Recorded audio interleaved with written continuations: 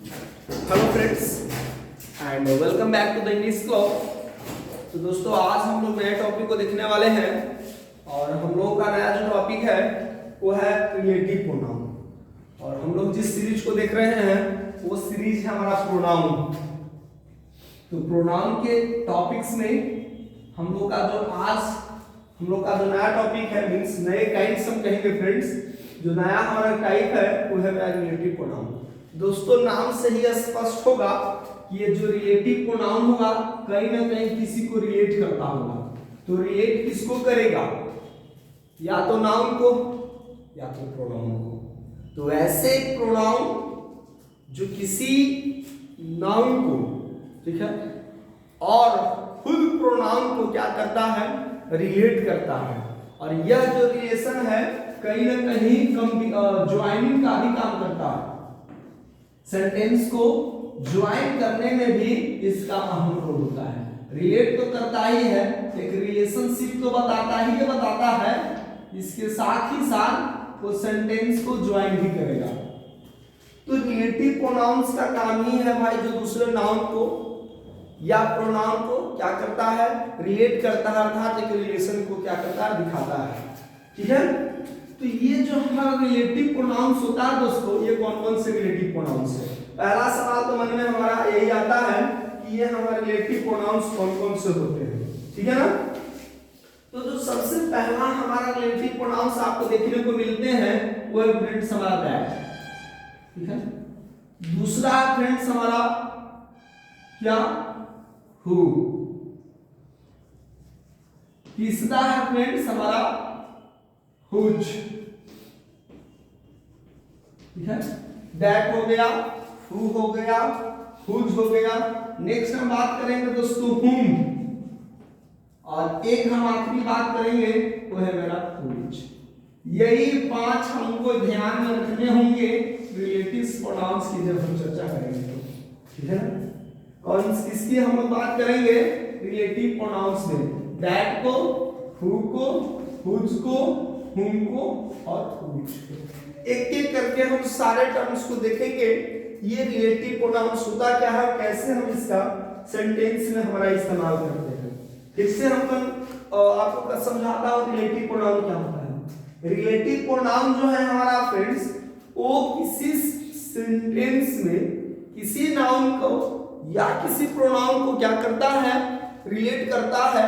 वो उसके बीच एक रिलेशन को दिखाता है। ठीक है ना। अब हम बात करेंगे दैट और विच को। तो दोस्तों दो चीजें हमें ध्यान देना होगा। हम लोगों को ध्यान देना क्या है? एक कंडीशन हर जगह अप्लाई होगा। एक होगा somebody, दूसरा होगा हमारा समथिंग। यानी somebody और समथिंग का खेल हमेशा चलेगा। जब हमारा सब्जेक्ट somebody होगा, सब्जेक्ट, ठीक है ना, सब्जेक्ट की मैं चर्चा कर रहा हूं। जब सब्जेक्ट हमारा somebody होगा, SB, ठीक है, तो हम कह सकते हैं ऐसे, आप कॉलम करो ज्यादा बेहतर रहेगा।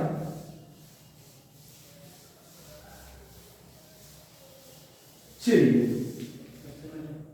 somebody को ही पहले मेंशन करेंगे। somebody की कंडीशन में SOMEBODY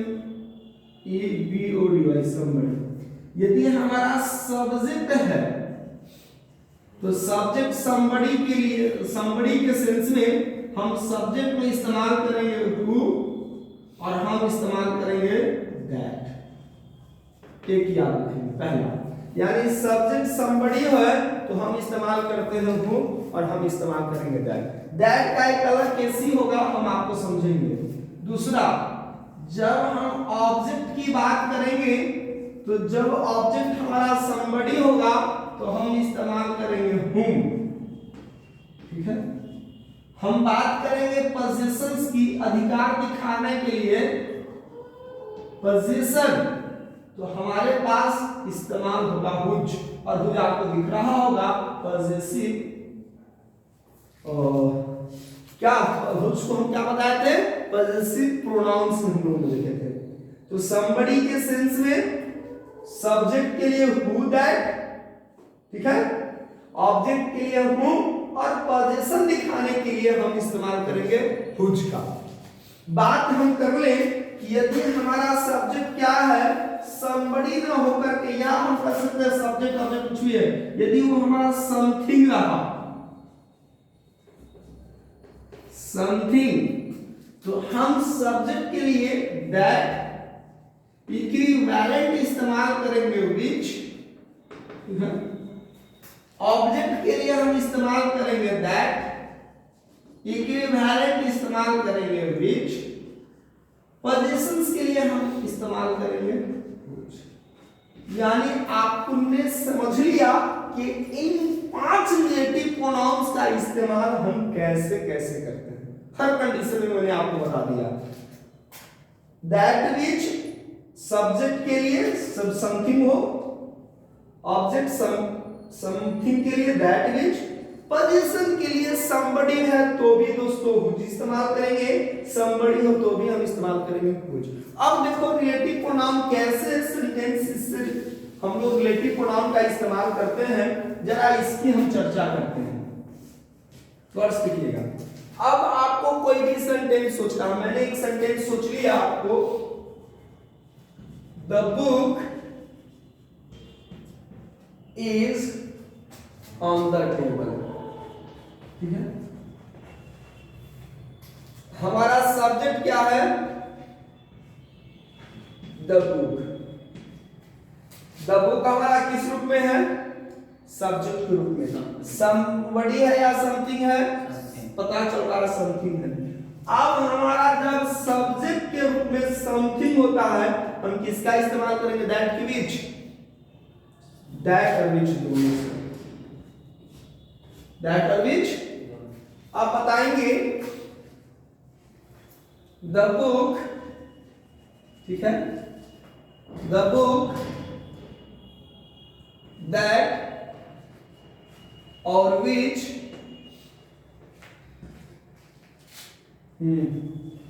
has been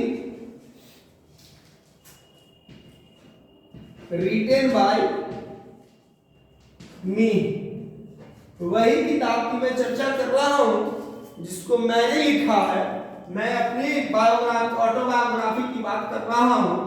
the book that और विच has been written by me is on the table, on the table, ठीक है।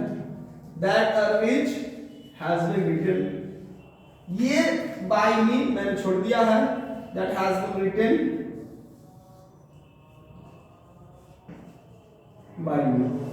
तो आप देख रहे हो कि ये जो that और which है, इस नाम को क्या कर रहा है, रिलेट कर रहा है। कैसे रिलेट कर रहा है, वही किताब टेबल पर है जो मेरे द्वारा लिखा गया है, मैं सब बुक की बात नहीं कर रहा हूं। इसलिए the book that is written, that has been written, present perfect में, जो मेरे द्वारा लिखा गया है, इज ऑन द टेबल, जो क्या है, टेबल पर है।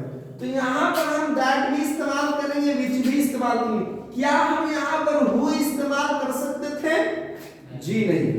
क्यों नहीं इस्तेमाल हम करेंगे हु, क्योंकि सर हु हम इस्तेमाल करते हैं कब, जब सब्जेक्ट हमारा कैसा होता है, लेकिन हमारा सब्जेक्ट यहाँ पर हु कैसा है, तो ये हमारा इस नाम को यूज कर रहा है।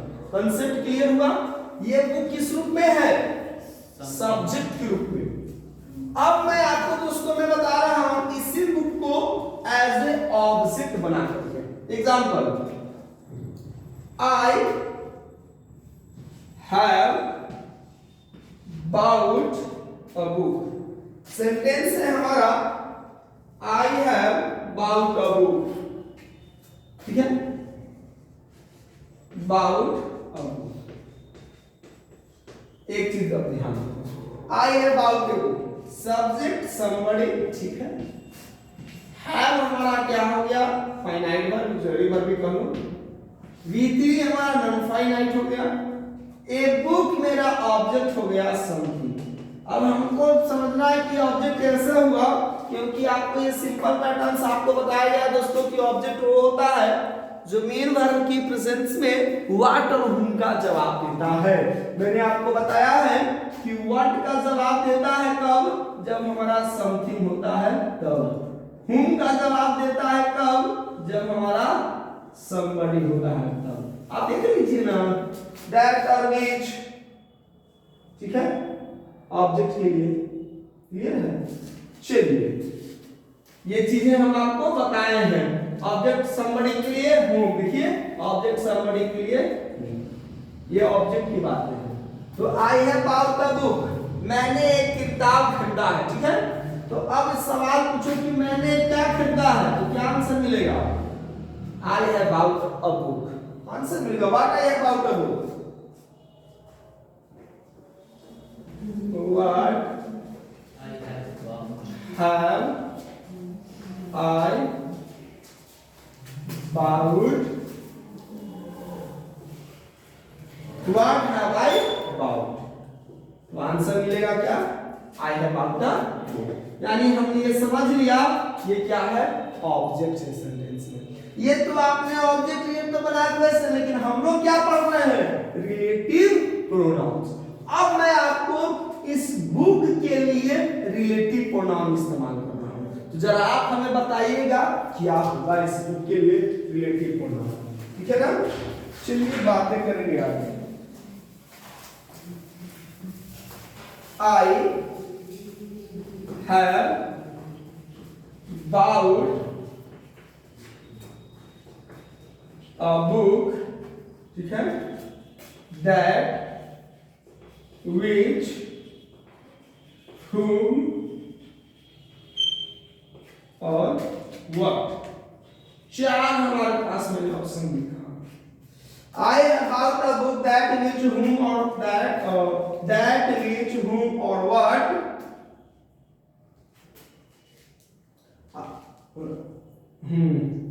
that और which whom और क्या लिखा हूं, what, that is of English grammar, English that is of English, चलिए ग्रामर नहीं करता हूं जी आ रहे। What of which होगा से, अब इसमें हमें बताना है, हमने इस बुक ऑब्जेक्ट के लिए रिलेटिव प्रोनाउन बताया।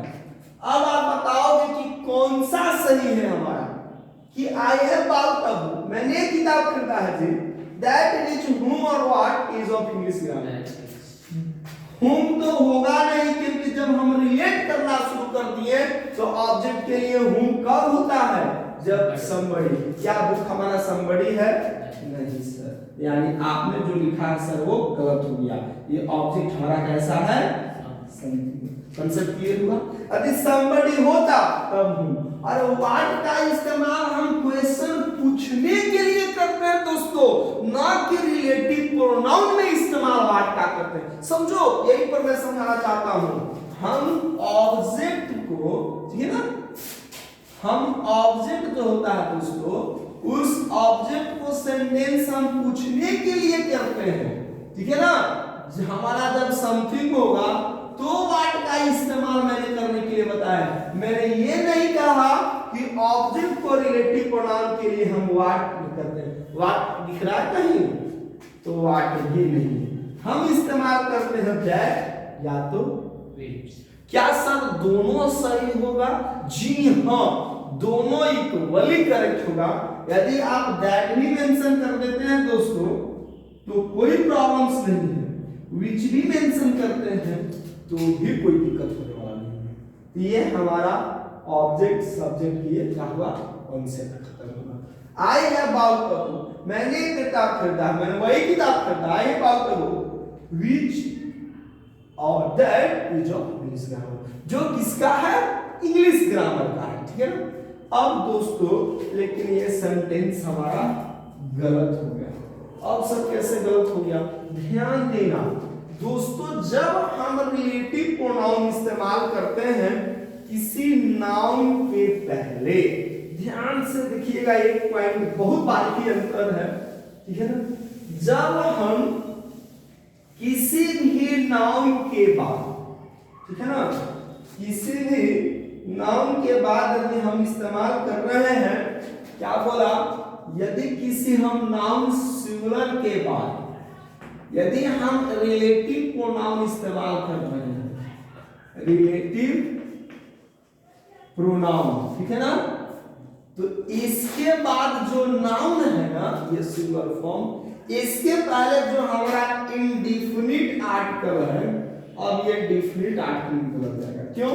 क्योंकि आपने डिफिनिट कर दिया I have bought a book, तो यहाँ तक तो सही था, मैंने किताब खरीदा है, लेकिन अब इस किताब को डिफिनिट कर दिया, मैंने एक किताब खरीदा है और वही किताब खरीदा है जी। वह किताब की खासियत क्या है कि वह इंग्लिश की ग्रामर है, यानी आप उस बुक को स्पेसिफाई कर रहे हैं, आपने उसको डिफिनिट कर दिया। और डिफिनिट करने के लिए हमें बताया गया है आर्टिकल दो होते हैं दोस्तों, ठीक है ना। एक होता है डिफिनिट आर्टिकल और दूसरा होता है इंडेफिनिट आर्टिकल। इंडेफिनिट आर्टिकल, तो हम डिफिनिट आर्टिकल द का इस्तेमाल करते हैं, तो इस नाम के पहले हमें लगा देना होगा डिफिनिट आर्टिकल द। यही कॉन्सेप्ट हमारा यहां पर अप्लाई होगा और ए बुक के जगह पर हम किसको क्या करना होगा, द। तो करेक्ट आंसर क्या होगा हमारा, जरा ये देखो आप, I have bought a book, मैंने किताब खरीदा है, that I have bought the या ए, दोनों में यदि कहे तो आप बता दीजिएगा, that is of English grammar. मैंने किताब खरीदा है, लेकिन वो किताब को हमने डिफिनिट कर दिया, तो वह किताब किस चीज का है जी, वो इंग्लिश ग्रामर है। तो अब आप इस्तेमाल करेंगे यहाँ पर क्या, द का। समझ में आया? क्या यहाँ पर हु हो सकता है, who is of English grammar? नहीं सर, अरे वो हम समबडी के लिए करते हैं, वो भी सब्जेक्ट के रूप में, तो ये कॉन्सेप्ट हमारा गलत हो गया, ठीक है ना। तो ये हमारा कॉन्सेप्ट क्लियर हो गया। नेक्स्ट एग्जांपल बात करते हैं, चलिए अगले एग्जांपल्स पर ध्यान से देखिएगा, आपको सेंटेंस समझना है, ठीक है। नेक्स्ट, अब मैं आपको समझाता हूं, चलिए। आई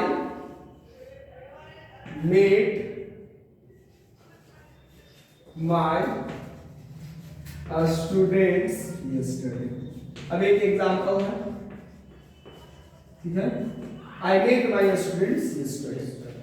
अब हमारे पास रिलेटिव कहां कहां कर सकते हैं, या तो इस सब्जेक्ट समबड़ी के जगह पर, ये हमारा ऑब्जेक्ट जो है समबड़ी, यही दो जगह पर हो सकता है, तीसरा जगह कोई संभव ही नहीं है, तीसरा और पॉसिबिलिटी है ही नहीं, क्योंकि हम रिलेट किसको करेंगे, नाउन या तो प्रोनाउन को। किसकी सहायता से, रिलेटिव प्रोनाउन से। यदि हम इसको रिलेट करना चाहें तो हम इसके लिए समबड़ी है, हम सब्जेक्ट के रूप में समझेंगे तो हु को, ऑब्जेक्ट के रूप में समझेंगे तो हुम को, और पजेशन के रूप में समझेंगे तो हुज को। तो तीनों कंडीशन मैं बताता हूं। चलिए, आई को हम सब्जेक्ट बनाते हैं, I met my students yesterday. I who, I कौन हो सकते हैं, I who loved them most, वही जो आप बहुत प्यार करते हैं। आई कौन, who loved them most met my students yesterday. Student yesterday, तो I met my students yesterday, ये चीज तो हमारा हो गया। ध्यान दो, एक और इंपॉर्टेंट चीज बताता हूं, जो हम रिलेटिव प्रोनाउंस के इस्तेमाल करके जो सेंटेंस बना रहे हैं दोस्तों, ये हमारा एक खास तरह के क्लॉज का निर्माण करता है, और वो मैंने आपसे डिस्कस किया ही है, और अभी भी मैं कर देना चाहता हूं। ये जो आप 5 प्रोनाउंस देख रहे हैं, इन प्रोनाउंस से जो क्लॉजेस बनेंगे वो बनता है हमारा रिलेटिव क्लॉज। क्या बनता है हमारा? रिलेटिव क्लॉज, या हम इसी को कहते हैं दोस्तों एडजेक्टिव क्लॉज। क्या हम कहते हैं? Adjective clause. हम अभी आपको सिर्फ इसमें यही बताने वाले हैं कि आप इन रिलेटिव प्रोनाउंस का इस्तेमाल कैसे करेंगे, क्योंकि जब हम क्लॉज की बात आएंगे तो फिर इसमें बहुत सारे बातें आने लगेंगी। सर फिर डिफरेंट एडजेक्टिव क्लॉज क्या होगा, सॉरी डिफाइनिंग एडजेक्टिव क्लॉज क्या होगा, sir non defining adjective clause क्या होगा, किसमें कॉमा होता है, तो वो बातें मैं अभी नहीं करने वाला हूं। सिर्फ पहले आप समझो कि क्या दैट, व्हिच, हु, whom और व्हिच से आप सेंटेंस बना पा रहे हैं। यदि इतना कर लेते हैं तो हम एक टॉपिक ही उठाएंगे रिलेटिव क्लॉज। और वैसे व्यूअर जो चाहते हैं अभी कि सर वो भी बता देते हैं, चिंता करने की कोई बात नहीं है दोस्तों।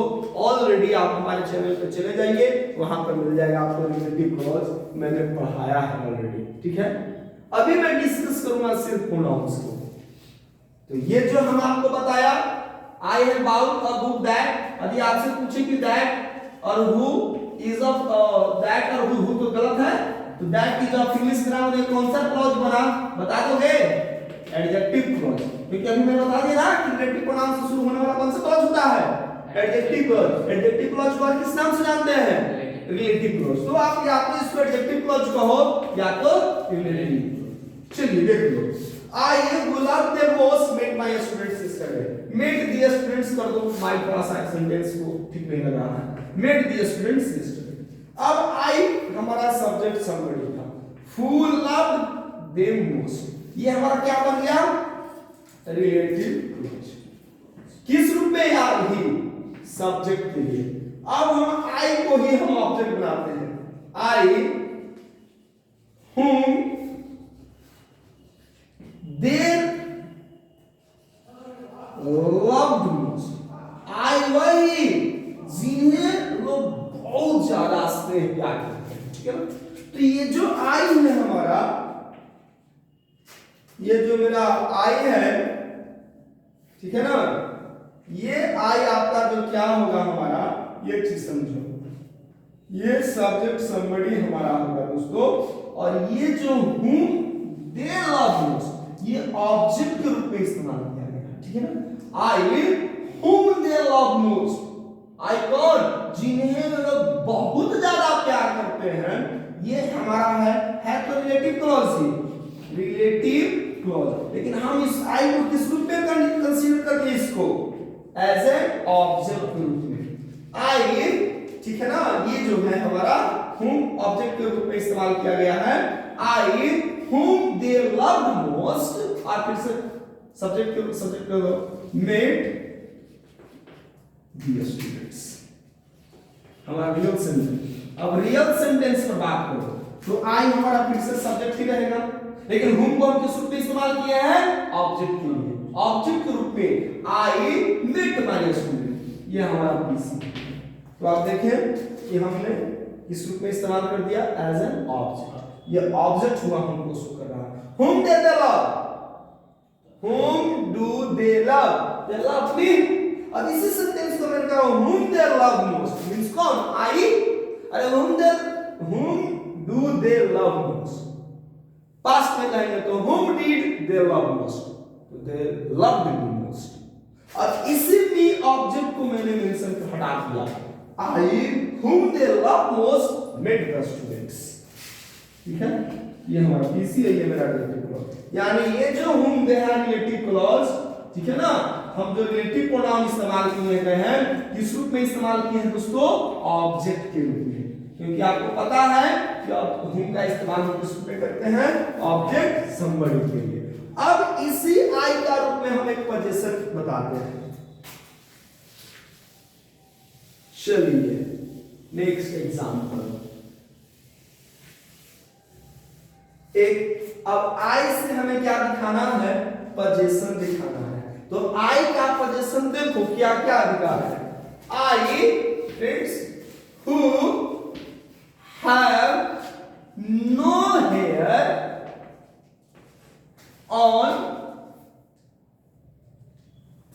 ऑन दी हेड, ठीक है।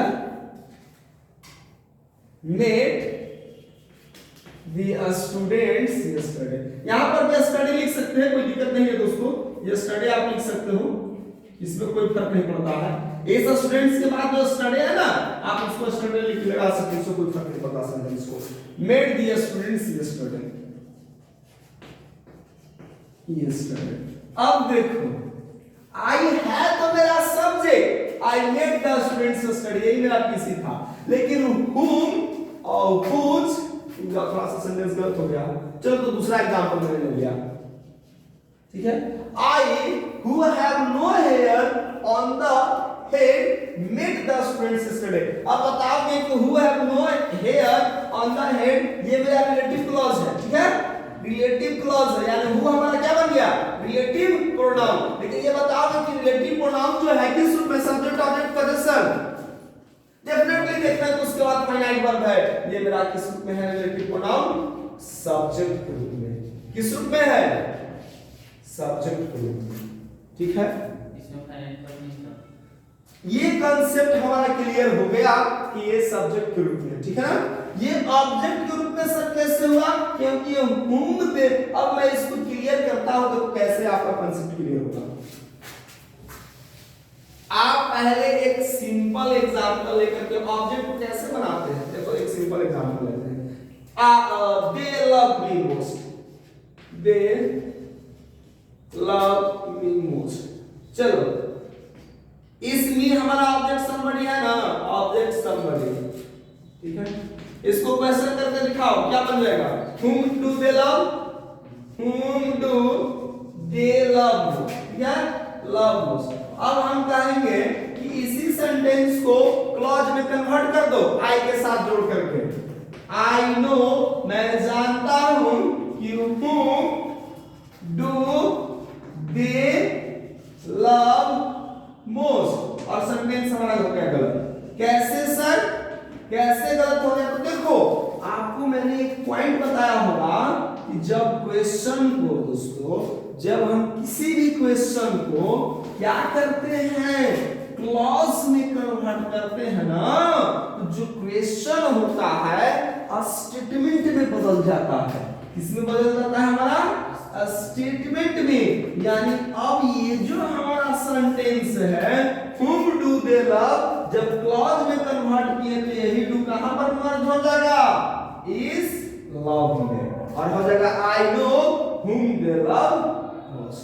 तो देखो यही सेंटेंस यहां पर उठा कर बना दिए हैं, आई whom they love most, उसी आई सब्जेक्ट की मैं बात कर रहा हूं जिससे लोग बहुत ज्यादा पसंद करते हैं, यानी they loved me most, they loved me most। और इसी भी को हटा करके आगे मेंशन कर दिए हैं कि आई whom they loved most met the student yesterday। थोड़ी सी बकाइएगा नहीं, आपको मैं हर एक एग्जांपल देकर के कांसेप्ट क्लियर कर दूंगा, ठीक है ना। तो ये अब हमारा क्या हो जाएगा, I know whom they love most, जो हमारा क्या हो जाएगा, सेंटेंस से खत्म हो जाएगा। ये चीज है। अब यहां पर देखो गौर से, तो I who have no hair on the head, ये जो हम इस्तेमाल करके देख रहे हैं, ये जो हमारा है ना, ये जो हमारा सब्जेक्ट हुआ who have no relative clause बन गया मेरा रिलेटिव क्लॉज। लेकिन जो I की बात करेंगे किस रूप में है, तो सब्जेक्ट के रूप में इस्तेमाल कर रहा है। ये जो रिलेटिव प्रोनाउन है वो हमारा सब्जेक्ट के रूप में है। अब देखो हम एक अगला example, I whose hair is very short, ठीक है, बहुत छोटा नेग्लिजिबल है, हमारे बाल ग्रो ही कर रहे हैं, ठीक है ना। I whose hair is very short met the students yesterday, met the students yesterday, students yesterday। अब आप बताओ कि इस I सब्जेक्ट का whose hair is very short, ये तो पहले कंसेप्ट क्लियर करोगे, ये तो मेरा रिलेटिव क्लॉज है, ठीक है। लेकिन आप हमें ये बताओ कि whose hair जो मैंने इस्तेमाल किया है वो किस रूप में इस्तेमाल किया है, जल्दी से बताओ।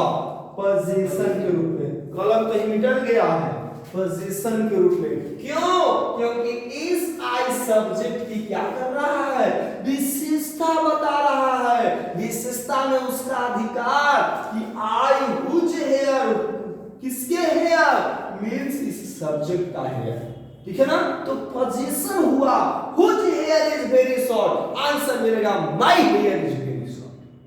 और यही जो माय जो हम सब्जेक्ट रूप में इनोमिनेटिव के आई बा, I met the student yesterday, वह मैं जिनके बाल बहुत छोटे हैं अपने विद्यार्थियों से कल मिले यस्टरडे।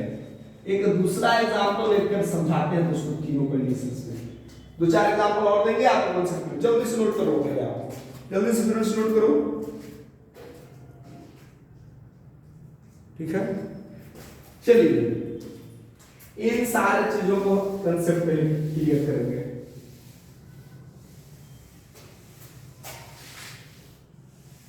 चलो देखो पहले ये था हमारा सब्जेक्ट, ये था हमारा ऑब्जेक्ट, ये है हमारा पोजीशन।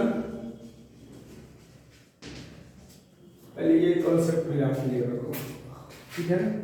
अब एक एग्जांपल हम लेते हैं और एक ही एग्जांपल पर हम तीनों के एग्जांपल्स देंगे और आपको पहचानना है कि हमारा क्या होगा।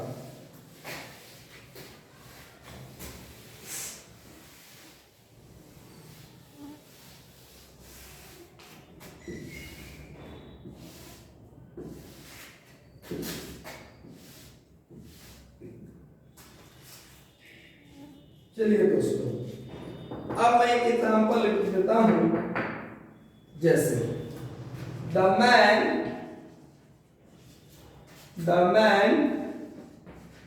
refused to tell the truth। मैंने एक एग्जांपल रखा है, the man refused to tell the truth। उस व्यक्ति ने सच्चाई को कहने से क्या कर दिया, रिफ्यूज कर, नहीं चाहे भाई मैं सच्चाई नहीं कहूंगा, दोस्त का सवाल है, चाहे कुछ भी करो। The man refuse to tell the truth. The man मेरा क्या है, सब्जेक्ट है somebody, रिफ्यूज हमारा ऑब्जेक्टिव फॉर्म है फाइनाइट वर्ब, ठीक है। टू टेल इंफिनिटिव है हमारा, द ट्रूथ मेरा ऑब्जेक्ट समथिंग है। ध्यान दीजिएगा, अब हमारा मैन क्या है, सब्जेक्ट है, ठीक है। अब इस सब्जेक्ट को हम रिलेटिव प्रोनाउन के रूप में इस्तेमाल करेंगे। तो देखो ये जो द मैन हमारा सब्जेक्ट है, इसको हम रिलेटिव प्रोनाउन करेंगे और इसको सब्जेक्ट रूप में रखेंगे। तो सब्जेक्ट रूप में देखो somebody कंडीशन में क्या है, who और that। तो who इस्तेमाल करते हैं हम somebody के लिए ही, और that भी इस्तेमाल करते हैं, लेकिन इसकी एक अलग कंसेप्ट है। सर that कब इस्तेमाल करते हैं, तो थोड़ा वेट कीजिए, वो भी कंसेप्ट क्लियर करता हूं। अब एग्जांपल देखो, द मैन, ठीक है, who was caught, the man who was caught means who was caught means the man was caught। ये जो who है, the man who was caught, वही व्यक्ति जिसको पकड़ा गया है। बाय द पुलिस कहेंगे तो कंसेप्ट थोड़ा सा बाय द पुलिस कहने की जरूरत नहीं है। The man who was caught by the police, और यदि आप लिख भी देते हैं तो भी गलत नहीं है, कंसेप्ट क्लियर होगा। लोगों ने नहीं पकड़ा है, पुलिस ने पकड़ा है। The man who was caught refused to tell his address. हो सकता है वो आदमी आतंकवादी से हो, वैसे संगठन से जुड़ा हुआ हो, तो भाई जो भी गैंग का मेंबर होता है उसको कसम खिला दिया जाता होगा बॉस, भाई जान जाए तो जाए, लेकिन भाई वचन नहीं टूटना चाहिए। खैर, this is the sentence, the man who was caught refused to tell the truth. Positively भी होता है। अब कोई इंडियन सैनिक भी पकड़ा गया, कोई देशियों ने आतंक ने पकड़ लिया, बताओ अपने देश के बारे में, सीबीआई खुफिया बारे बताओ, क्या तुम्हारा चलता है। तो ऐसे सैनिक भी मरना पसंद करेंगे, लेकिन देश के साथ गद्दारी नहीं करेगा, ठीक है ना। तो वो भी हो सकता है थिंकिंग पर है, दिस सेंटेंस में रखा है। तो ये हमारा सब्जेक्ट समरी है, हु वाज कॉट। ये तो क्लियर है कि हमारा क्या बन गया, एडजेक्टिव क्लॉज या रिलेटिव क्लॉज। लेकिन ये जो हु जो है ना, ये रिलेटिव प्रोनाउन किसके लिए इस्तेमाल हम किए हुए हैं, सब्जेक्ट के लिए। Means the man was cot. अब रियल सब्जेक्ट देखो, इस वन रिफ्यूज हमारा finite verb first, subject, second was finite verb second. तो ये सब आपको नहीं समझना है, अभी आप समझो रिलेटिव प्रोनाउन पहले आया या नहीं आया समझ में। द मैन वह व्यक्ति जिसको पकड़ा गया है सच्चाई बताने से क्या कर गया, रिफ्यूज करता है या रिफ्यूज कर गया, ठीक है ना। तो ये कॉन्सेप्ट क्लियर हो गया सब्जेक्ट रूप में। अब हमें दिखाएंगे इस मैन को इस रूप में, ऑब्जेक्ट के रूप में। द मैन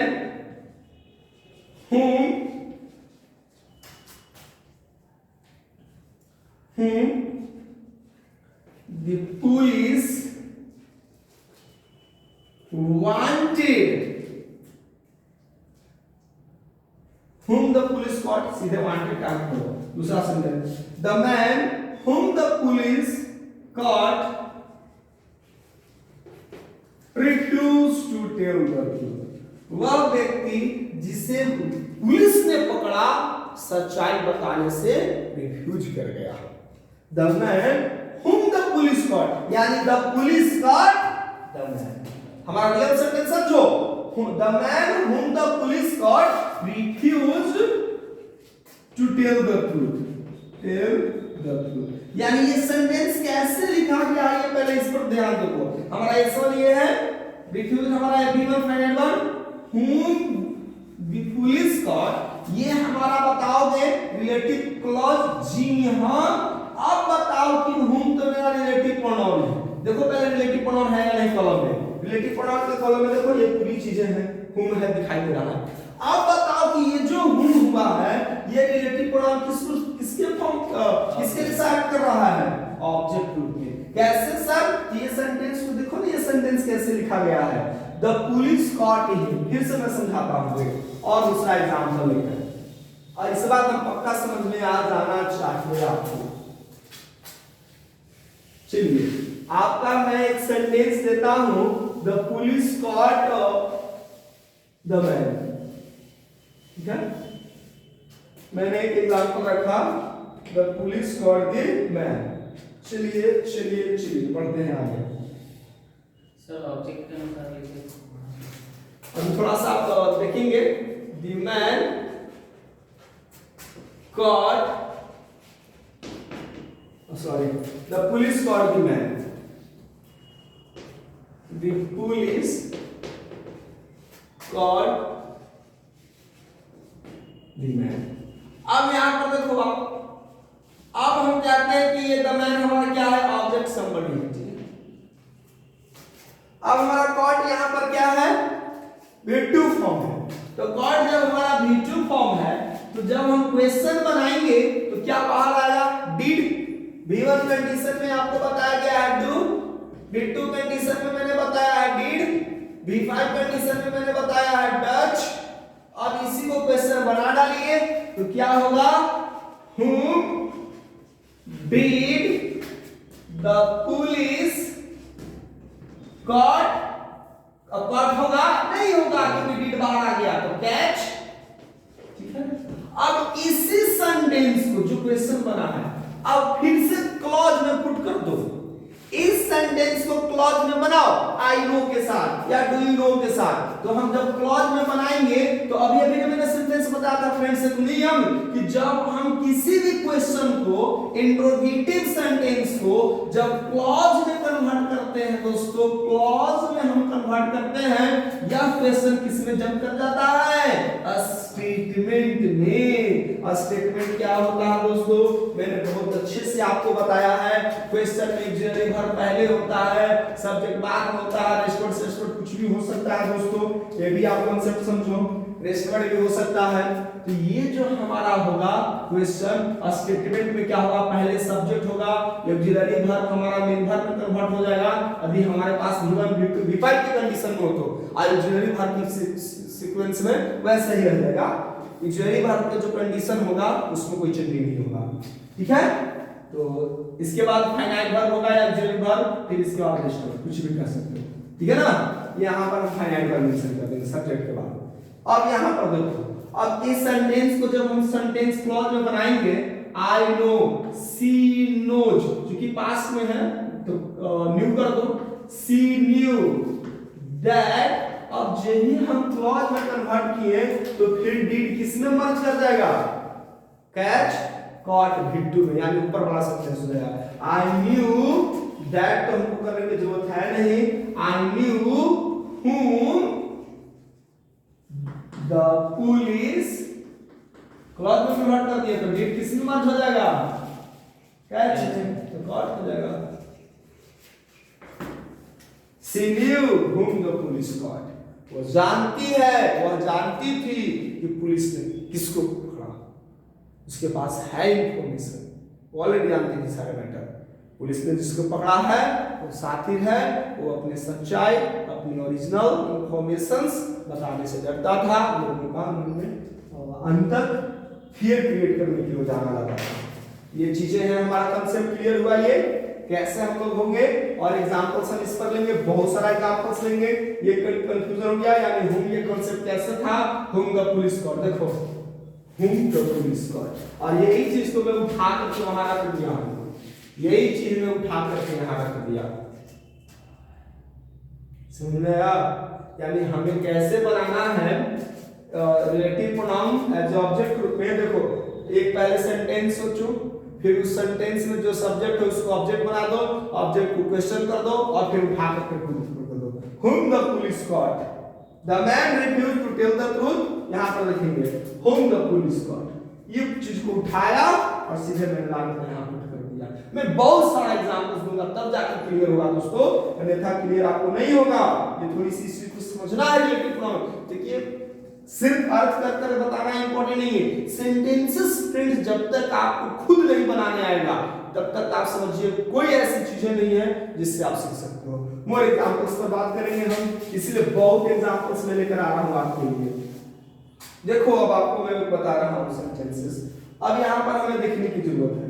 ये तो मैन को हम लोग पॉजेशन ग्रुप में ऑब्जेक्ट ग्रुप में हो गया। अब इस मैन को द मैन, अब इसका क्या है, कई पोजीशन दिखा दो उस व्यक्ति की कोई, the man whose face was covered, जिसकी चेहरा जो क्या था, कवर्ड था, the man whose face was covered, ठीक है ना, इस व्यक्ति की जिसके चेहरे, यानी इस व्यक्ति का क्या कर रहा है, पोजीशन दिखा रहा है, उस व्यक्ति का जिसका चेहरा, ठीक है ना। तो the man whose face was covered refused to tell the truth, वही व्यक्ति जो है सच्चाई बताने से क्या करता है, क्या कर दिया गया, रिफ्यूज कर दिया गया।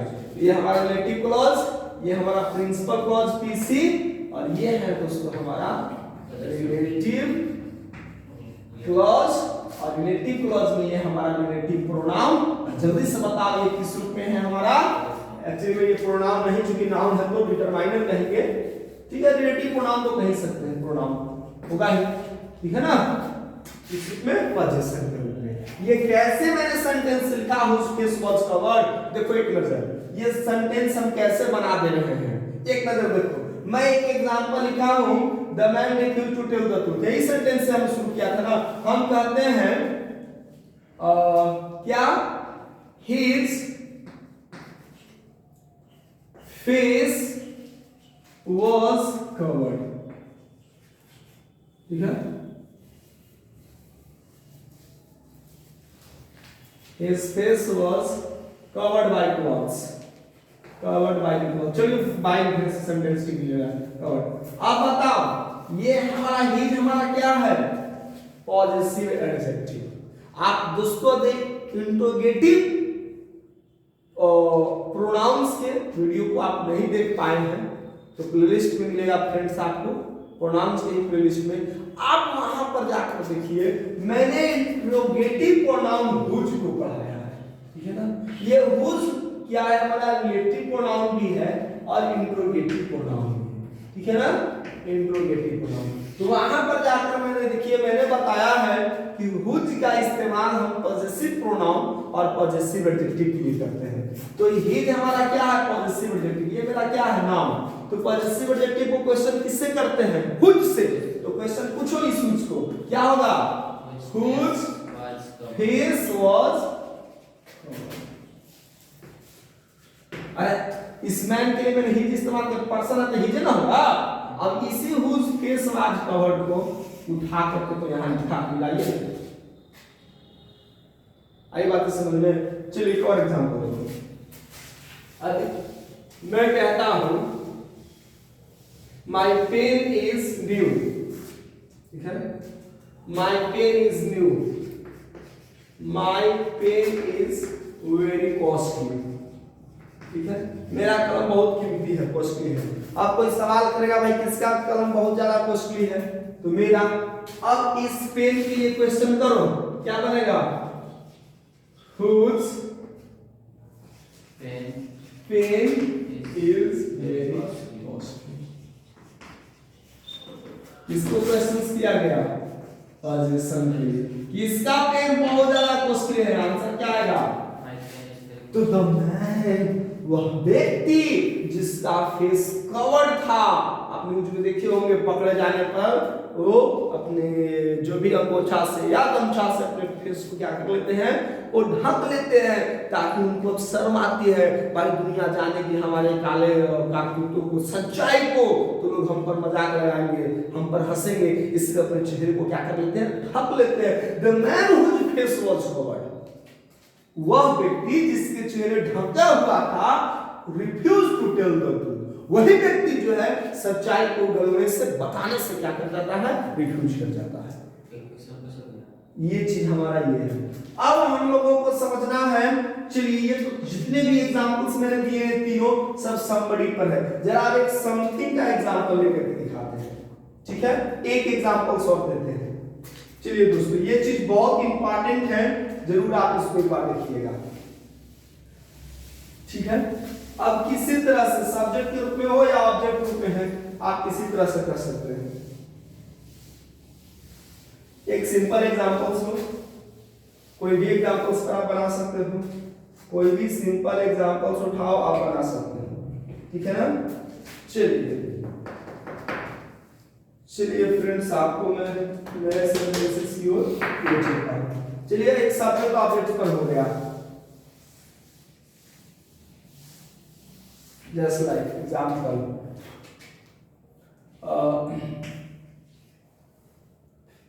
सी टीचेस द स्टूडेंट्स। एक सिंपल साधारण सा सवाल उठा लिया, सब्जेक्ट पर तो मैंने देख लिया, ऑब्जेक्ट पर दिखाता हूं, ठीक है, ऑब्जेक्ट समबडी, ठीक है, टीचेस डिफाइन, ठीक है ना। अब हमें क्या करना है, इस टीचेस को, ये हमारा ऑब्जेक्ट है, समबडी है, इस स्टूडेंट जो कि ऑब्जेक्ट है, इसके लिए रिलेटिव प्रोनाउन इस्तेमाल करो। तो हम इसके लिए रिलेटिव प्रोनाउन हमारा क्या है, समबडी है, तो समबडी के लिए हम किस किस कंडीशन में करेंगे, सब्जेक्ट के लिए, ऑब्जेक्ट के लिए और पोजीशन के लिए। तो आओ सबसे पहले सब्जेक्ट में, समबडी में हमारे पास तीन केसेस है कि नहीं केसेस है, अभी मैंने आपको मेंशन किया है, सब्जेक्ट, ऑब्जेक्ट और पोजीशंस के लिए तीनों कंडीशन में मैं बना के दिखाता हूं। कैसे, पहला सवाल, सी टीचेस द स्टूडेंट्स, वह उन विद्यार्थियों को पढ़ाती है। तो वो विद्यार्थी कैसे, कोई एक्शन दिखाओ, द स्टूडेंट्स हु या दैट, क्या हो सकता है, सब्जेक्ट रूप में इस्तेमाल करेंगे दैट होगा, हु होगा, हुम हो सकता है, तो हुम भी हो सकता है, लेकिन अकॉर्डिंग टू सेंस, लेकिन बताना यहां पर whom हो सकता है नहीं। She teaches the students who, that or whom, who, that or whom goes to a school daily। अब बताओ हमें ये सेंटेंस में क्या हुम होगा, नहीं होगा, क्यों नहीं होगा हुम, क्योंकि हुम पॉजिटिव एडजेक्टिव है, इसके बाद हम लोग जो है ऑब्जेक्ट के रूप में इस्तेमाल करेंगे। हुम के बाद डायरेक्टली हम फाइनाइट वर्ब इस्तेमाल नहीं कर सकते हैं, ये हुम जो है ऑब्जेक्ट के रूप में इस्तेमाल के लिए हम लोग करते हैं, जो कि ये सेंटेंस गलत है। सी टीचेस द स्टूडेंट, वह उन विद्यार्थियों को पढ़ाती है, क्योंकि मैंने स्टूडेंट्स लिखा है तो हमें वो करना होगा सिंगुलर फॉर्म में, जो प्रतिदिन विद्यालय जाते हैं। वो ऐसे विद्यार्थियों को नहीं रेगुलर नहीं पढ़ाती है, वैसे विद्यार्थी जो रेगुलर जाते हैं। तो who go to a school daily, ये हमारा रिलेटिव क्लॉज, ये तो कॉन्सेप्ट पहला है। और ये हु जो है किस रूप में, सब्जेक्ट में। रिलेटिव प्रोनाउन किस रूप में इस्तेमाल किया गया है, सब्जेक्ट रूप में। अब हम आपको एग्जांपल देंगे जहां पर बताइएगा कि हु होगा कि हु होगा। आप देखिए एग्जांपल क्लियर करेगा कब हु होगा कब हु होना चाहिए। सी टीचेस द स्टूडेंट्स हु, ठीक है, whom और which, whom, who, sorry, whom और which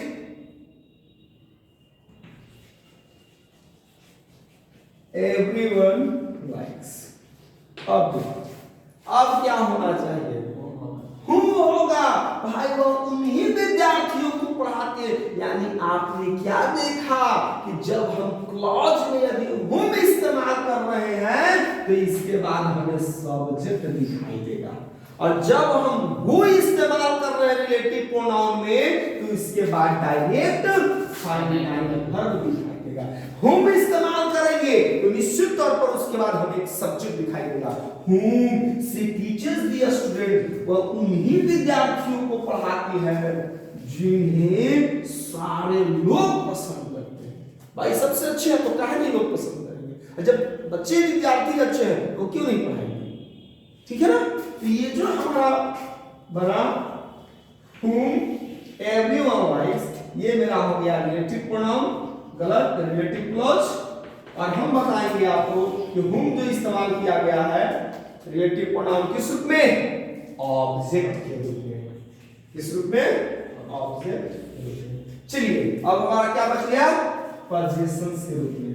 तो हमने इस ऑब्जेक्ट स्टूडेंट्स को सब्जेक्ट रूप में भी दिखाया, ऑब्जेक्ट रूप में भी दिखाया, और अब हम इनका पोजीशन कोई अधिकार दिखाते हैं, कुछ उनकी फीचर्स बताते हैं। जैसे थर्ड सेंटेंस, सी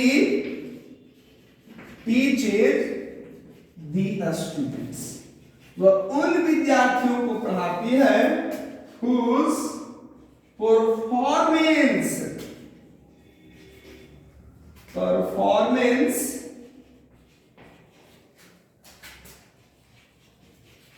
सरप्राइजेस एवरीवन।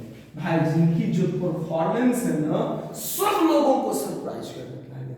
क्या विद्यार्थी है, वाकई में बहुत मेहनत करते हैं, जबरदस्त इनकी परफॉर्मेंस है। तो see teachers the student whose performance, किनके परफॉर्मेंस, इन्हीं विद्यार्थी की परफॉर्मेंस की तो बात हो रही है।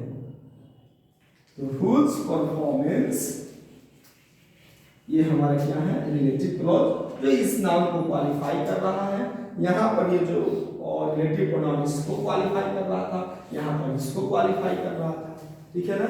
ये वाला इस नाम को क्वालिफाई कर रहा था। तो ये है हमारा रिलेटिव क्लॉज, और ये जो कुछ हमने इस्तेमाल किया रिलेटिव प्रोनाउन को, जो हमारा किस रूप में है दोस्तों, पोजीशन, अधिकार दिखाने के लिए पोजीशन। ठीक है फ्रेंड्स, आपने बिल्कुल अच्छे से हर एक चीज को समझा होगा। एक एग्जांपल और बात कर लेते हैं, समथिंग एग्जांपल को लेकर के। चलिए देख लेते हैं। चलिए सारा चीज को रिलेट कर देंगे और जरा एक ऑब्जेक्ट का एग्जांपल सुनो, ठीक है। सब लोगों को पसंद होता है। एक सिंपल साधारण सा सवाल उठाओ, एक सिंपल पहले सेंटेंस बनाना सीख जाओ। We like mangoes. भाई हम लोग मैंगो पसंद करते हैं, पसंद करेंगे भी, क्यों नहीं, सब लोगों का पसंदीदा है, ठीक है ना। फ्रूट्स में हम इसे किंग कहते हैं। तो हम एक सेंटेंस मैंने लिया, वी लाइक मैंगो, ठीक है। चलिए दिख रहा है ना सारे विद्यार्थियों को, वी लाइक। चलिए थोड़ी सी आपको प्रॉब्लम रही होगी, बहुत ज्यादा मैंने ऊपर लिख दिया है। वी लाइक मैंगो, यहां से शुरू करता हूं दोस्तों। We like mangoes. ठीक है, देखो हमें क्या दिखाई दे रहा है, वे हमारा subject somebody pronoun first person plural number, like हमारा चूंकि वी के साथ गिवन फॉर्म इस्तेमाल करते हैं फाइनाइट वर्ब, मैंगोज मेरा क्या है ऑब्जेक्ट समथिंग। अब इस ऑब्जेक्ट समथिंग जो है मैंगो, अब हम इसके लिए क्या करेंगे, हम इस नाम को रिलेट करने जा रहे हैं, तीनों कंडीशन में दिखाएंगे। समथिंग है ना, नीचे मैंने इंडेक्स कर दिया है, यहाँ पर समथिंग आपको दिखाई देता होगा, ऑलरेडी है यहाँ पर समथिंग। ठीक है, ये कॉलम मैंने बिगिनिंग से ही आपको बचा करके रखा है हर बार ताकि आपको समझा सके। ठीक है, तो समथिंग है, पहले हम इसको सब्जेक्ट के रूप में, फिर उसको हम लोग ऑब्जेक्ट के रूप में, फिर मैं दिखाऊंगा आपको पचेसर, यानी 3 सेंटेंसेस में आपको देने वाला हूं। ठीक है दोस्तों, देखो सबसे पहले वी लाइक मैंगोज, ये चीज हमको समझ लेंगे। वी लाइक मैंगोज, हम लोग मैंगोज को पसंद करते हैं। ठीक है, वी लाइक मैंगोज, अब चूंकि इसको हम सब्जेक्ट रूप में इस्तेमाल करेंगे, क्या बनेगा, दैट आर व्हिच। कहानी खत्म है, दोनों लिख लो, दोनों में से कोई एक ही ना, दोनों सही होगा, ऑलरेडी मैं दिखा चुका हूं। दैट और व्हिच यदि आप दोनों प्रीफर करोगे तो दोनों सही होगा, लेकिन आप प्रीफर को एक ही लिखेंगे सेंटेंस में। ठीक है, we like mangoes that or which are called the king of fruits। भाई हम लोग किसी साधारण से फल को थोड़ी पसंद करते हैं, हम उस चीज को पसंद करते हैं जो सारे फलों में राजा होता है। फलों का राजा कौन होता है, मैंगो। और राष्ट्रीय फल भी किसको कहा गया है, मैंगो को। ये भी याद रखिए, हमारा राष्ट्रीय जो फल है नेशनल फ्रूट वो क्या है, मैंगो। नेशनल फ्लावर लोटस, है ना। तो इस तरह से आपको नेशनल ट्री वट वृक्ष, ठीक है ना। नेशनल फ्लैग तिरंगा सबको पता है, नेशनल सिंबल अशोक स्तंभ को जो कहते हैं। तो ये सारी चीजें हैं हम लोगों को, ठीक है ना। तो ये हमारा दैट जो होगा, दैट आर कॉल्ड, ये हमारा क्या हो गया, सब्जेक्ट के रूप में, दैट व्हिच दोनों, that are called the king of fruits. ये हमारा कांसेप्ट क्लियर हो गया। सब्जेक्ट रूप में बात करेंगे क्लॉज में तो सिंपल है, रिलेटिव क्लॉज रहेगा। किस रूप में है, सब्जेक्ट के रूप में, क्योंकि जिसे कहा जाता है। क्लियर हो गया। अब मैं इसको इसी सेंटेंस को मैं दिखाता हूं एज ए आपको ऑब्जेक्ट के रूप में। वी लाइक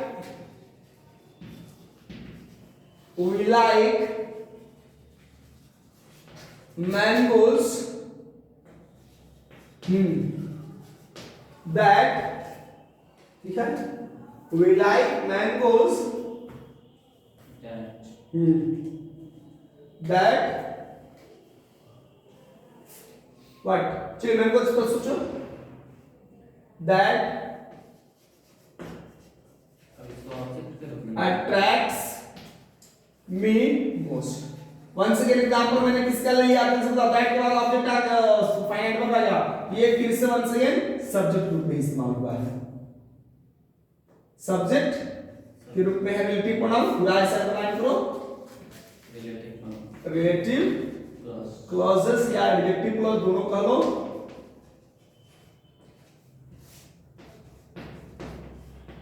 एडजेक्टिव क्लॉज, और ये जो हमारा हुआ रिलेटिव व्हाट, प्रोनाउन, ठीक है ना। ये चीज है। चलो नेक्स्ट एग्जांपल देखेंगे आप। We like mangoes whose colour is yellow, यानी whose कलर इज येलो, यानी आम का कलर कब येलो होता है, जब पूरी तरह से पक करके राइप करके एकदम क्या होता, मजेदार तो कह सकते हैं, रसदार, जब पूरी तरह से पक जाता है। और we like mangoes whose colour is yellow, मतलब हम उसी तरह के मैंगो को पसंद करते हैं जिससे कलर क्या हो, पीले हो जाते हैं पकने के बाद। भाई हरे वालों को मैं पसंद नहीं करता। whose color becomes yellow, becomes yellow। तो ये हमारा बन गया रिलेटिव क्लॉज और ये है हमारा रिलेटिव प्रोनाउन जो इस व्यक्ति इसको क्या कर रहा है, विशेषता बता रहा है। ठीक है, चलिए क्या हो गया हमारा रिलेटिव प्रोनाउन। चलिए ऑब्जेक्ट के रूप में, ऑब्जेक्ट के रूप में दोस्तों बहुत साधारण सा इसके किसमें था, सब्जेक्ट, क्योंकि देख रहा है उसके बाद वर्ब है। ऑब्जेक्ट ग्रुप में कब बताते, जब उसके बाद सब्जेक्ट होगा। वी लाइक मैंगोज, हम लोग उसी मैंगोज को पसंद करते हैं। We like mangoes which my father has brought. सबके मैंगो को पसंद नहीं करता भाई, नहीं, मेरे पापा जो मैंगोज लाते हैं ना उनके द्वारा लाया गया मैंगोज को ज्यादा पसंद करता हूं। Which my father has brought। अब बता जल्दी से, brought कैसे ये बना है, my father has brought mangoes, और इसी my father को ऑब्जेक्ट रूप में इस सेंस में हमने इस्तेमाल कर दिया। Which my father has brought for me। तो which यहां पर आप क्या लिख सकते हैं, दैट which दोनों होता है, दैट भी कर दो, दैट भी खत्म, which भी खत्म। which my father has brought for me। we like mangoes, हम लोग उसी मैंगोज को पसंद करते हैं जो हमारे पिताजी ने लाए, हमारे पापा ने मेरे लिए लाए हैं। तो ये हो गया दोस्तों रिलेटिव प्रोनाउन किस रूप में, ऑब्जेक्ट के रूप में। दो चार और एग्जांपल देता हूं फटाफट जल्दी से ताकि आपको कांसेप्ट क्लियर हो जाए। एक एग्जांपल और देंगे, बहुत आपके लिए होंगे। चलो देखते हैं यहीं पर एक एग्जांपल देते हैं। वी राइट अ लेटर, ठीक है, we read a letter, we read a letter.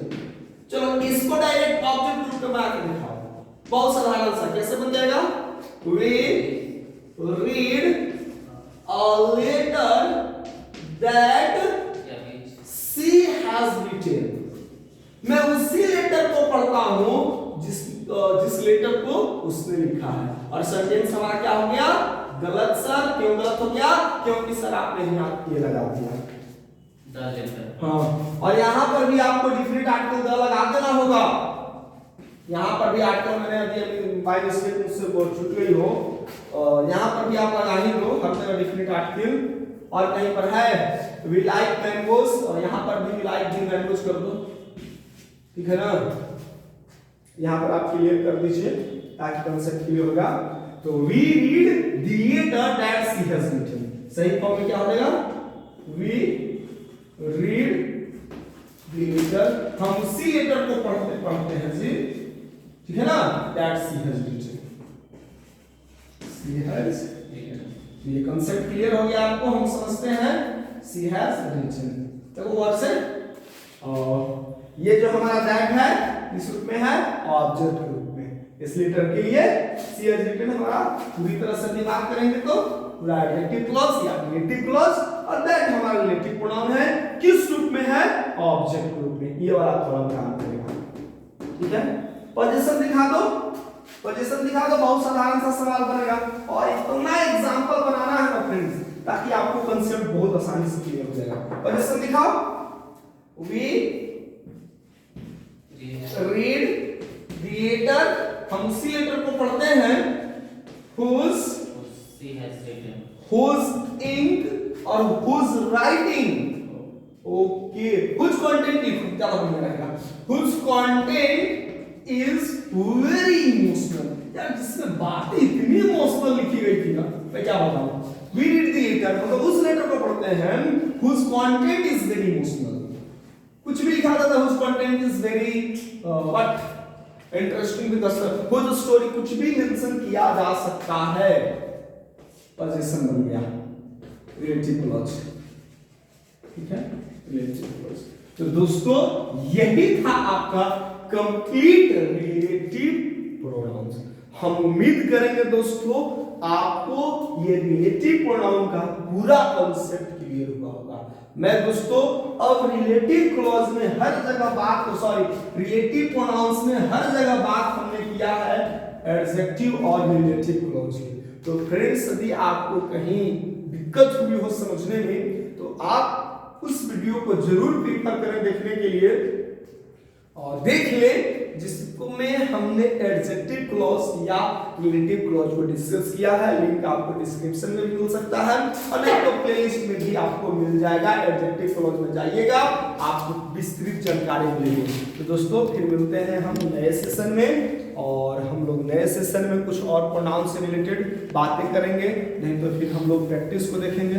तो अंत में दोस्तों हर बार की तरह इस बार भी मैं आपसे एक रिक्वेस्ट करना चाहूँगा, यदि सेशन पसंद आया हो, वीडियो आपको पसंद आया हो तो दोस्तों प्लीज शेयर कर दें। चैनल पर नए हैं दोस्तों तो चैनल को सब्सक्राइब कर लें और वीडियो को लाइक भी कर दो भाई।